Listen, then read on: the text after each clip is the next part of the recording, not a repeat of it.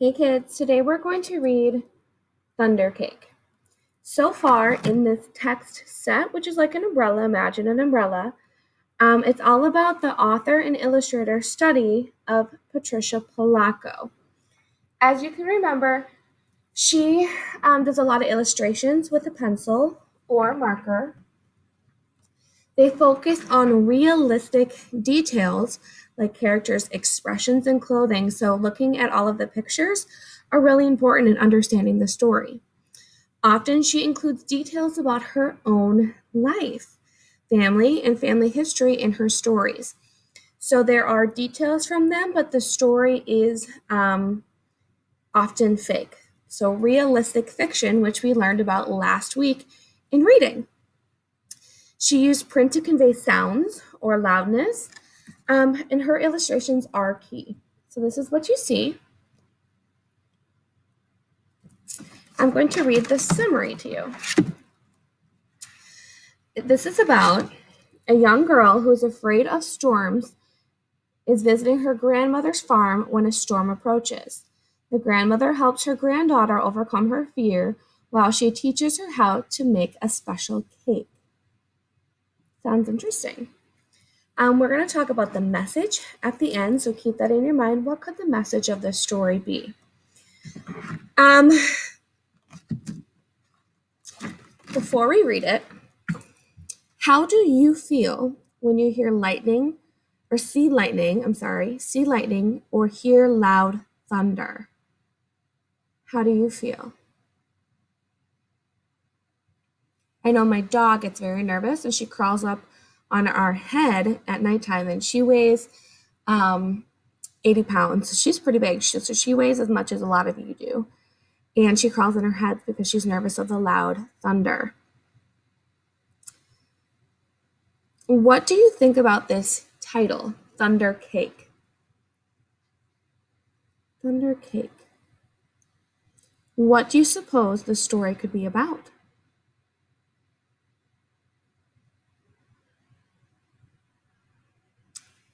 It makes me think about when there's thunder, they want cake or they're making a cake. Maybe a cake helps them through thunder. Let's read to find out. Again, this is by Patricia Polacco, so we're under the same illustrator and author for all of these. One sultry summer days at my grandma's farm in Michigan, the air gets damp and heavy. Storm clouds drift low over the fields. Birds fly close to the ground. The clouds glow for an instant with a sharp, crackling light, and then a roaring, low, tumbling sound of thunder makes the windows shudder in their panes. The sound used to scare me when I was little. I loved to go to Grandma's house. Bambushka, as I used to call my grandma, had come from Russia years before. But I feared Michigan's summer storms. I feared the sound of thunder more than anything. I always hid under the bed when the storm moved near the farmhouse. This is the story of how my grandma, my bambushka, helped me overcome my fear of thunderstorms.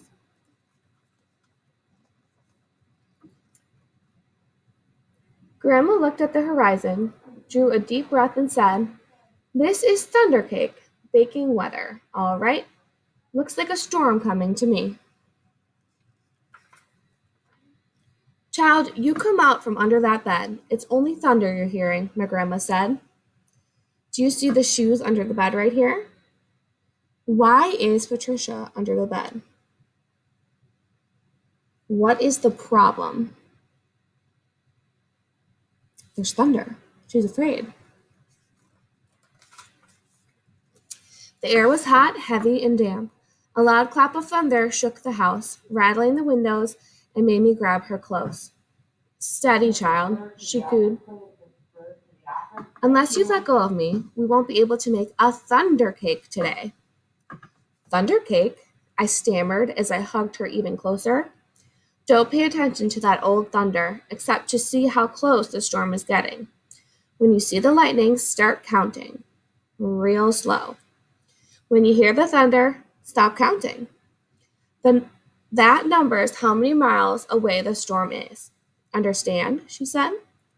We need to know how far away the storm is, so we have time to make the cake and get it into the oven before the storm comes, or it won't be real thunder cake. How will they know how far away the storm is? My mom taught me this when I was younger. So you see the lightning. So lightning, this means lightning flash. This means thunder, okay? Lightning flash, thunder. Lightning flash. 1, 2, 3. Here's the thunder. So we're at about 4. It's 4 miles away. Have you ever tried the counting trick? I used to do it all the time. Let's see that better. Her eyes surveyed the black clouds away off in the distance. Then they strode into the kitchen. Her worn hands pulled a thick book from the shelf above the wood stove. Let's find that recipe, child, she crowed as she lovingly fingered the grease-stained pages to a creased spot. Here it is, thunder cake. She carefully penned the ingredients on a piece of notepaper. Now, let's gather all the things we'll need, she exclaimed as she scurried towards the back door. We were by the barn door when a huge bolt of lightning flashed. I started counting, like Grandma told me to. 1, 2, 3, 4, 5, 6, 7, 8, 9. Then the thunder roared. 10 miles. It's 10 miles away, Grandma said as she looked at the sky. About an hour away, I'd say. You'll have to hurry, child. Gather them eggs careful like, she said. Eggs from the mean old Nellie Peck hen. I was scared. I knew she would try to peck me. I'm here. She won't hurt you. Just get them eggs, Grandma said softly. The lightning flashed again. 1, 2, 3, 4, 5, 6, 7, 8, 9. I counted. 9 miles, Grandma reminded me. The storm is getting closer. Let's see what else they need to make their cake. So far they have eggs. Milk was next. Milk from the old kick cow. As Grandma milked her, kick cow turned and looked mean right at me. I was scared. She looked so big.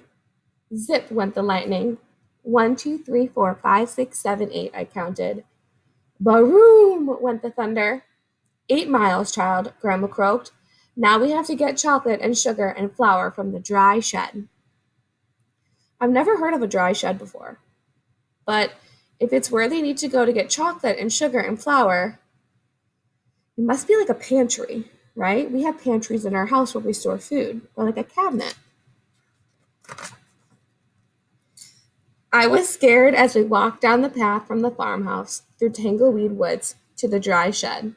Suddenly the lightning slit the sky. 1, 2, 3, 4, 5, 6, 7. I counted. Boom, ba-boom, crashed the thunder. It scared me a lot, but I kept walking with Grandma. Another jagged edge of lightning flashed as I crept into the dry shed. 1, 2, 3, 4, 5, 6, I counted. Crackle, cracker, boom, kaboom, the thunder bellowed. It was dark, and I was scared. I'm here, child, Grandma said softly from the doorway. Hurry now, we haven't got much time. We've got everything but the secret ingredient.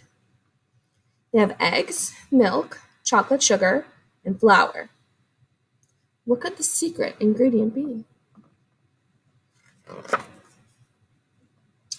3 overripe tomatoes and some strawberries, Grandma whispered as she squinted at the list. I climbed up high on the trellis. The ground looked a long way down. I was scared. I'm here, child, she said. Her voice was steady and soft. You won't fall. I reached 3 luscious tomatoes while she picked strawberries. Lightning again. 1, 2, 3, 4, 5. I counted. Bang, baroom, the thunder growled. We hurried back to the house and the warm kitchen. We measured the ingredients. I poured them into the mixing bowl while Grandma mixed. I churned butter for the frosting and melted chocolate. Finally, we poured the batter into the cake pans and put them in the oven together. Lightning lit the kitchen. I only counted to 3 and the thunder rumbled and crashed. 3 miles away, Grandma said, and the cake is in the oven. We made it. We'll have a real thunder cake. Tomatoes? That's what I thought of right away. I don't think I've ever had a cake with tomatoes.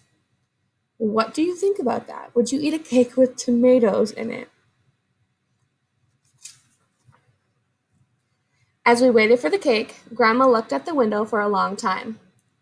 Why, you aren't afraid of thunder. You're too brave, she said as she looked right at me. I'm not brave, Grandma, I said. I was under the bed, remember? But you got out from under it, she answered, and you got the eggs from the mean old Nellie Peck hen. You got milk from the old Kick cow. You went through tangleweed woods to the dry shed. You climbed the trellis in the barnyard. From where I sit, only a very brave person would have done all of those things. I thought and thought as the storm rumbled closer. She was right. I was brave. Brave people can't be afraid of sound, child, she said, as we spread out the tablecloth and set the table. When we were done, we hurried into the kitchen to take the cake out of the oven. After the cake had cooled, we frosted it.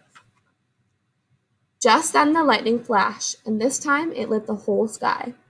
Even before the last flash had faded, the thunder rolled, boomed, crashed, and bar-boomed just above us. The storm was here. Perfect, Grandma cooed, just perfect. She beamed as she added the last strawberry to the glistening chocolate frosting on top of our thunder cake. As rain poured down on our roof, Grandma cut a wedge for each of us. She poured us steaming cups of tea from the samovar.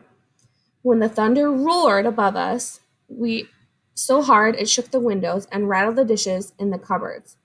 We just smiled and ate our thunder cake. From that time on, I never feared the voice of thunder again. Grandma's thunder cake, so you guys can actually make it.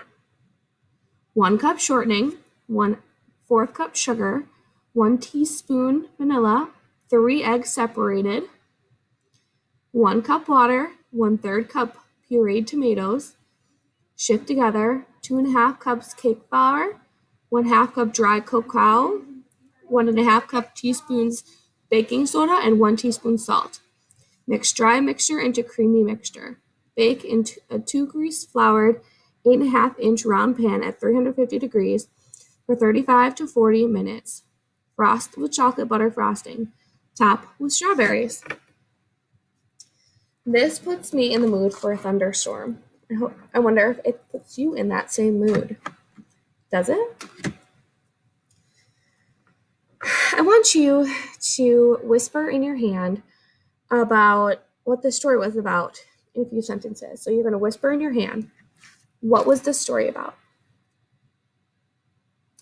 This story was about, and you're going to keep telling me.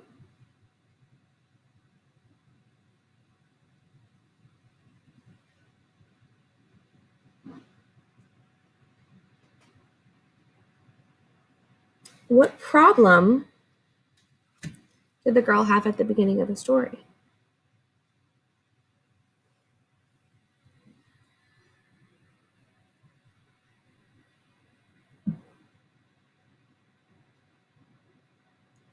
She was afraid of thunder, right? The story was about a girl overcoming her challenges when she was afraid of thunder. How do you know that she changed by the end of the story? How do you know that? I noticed at the end of the story she was eating her cake and enjoying the storm, which actually made me want a thunderstorm. All right, we are done for today reading Thunder Cake, and I will see you tomorrow for another story. Bye.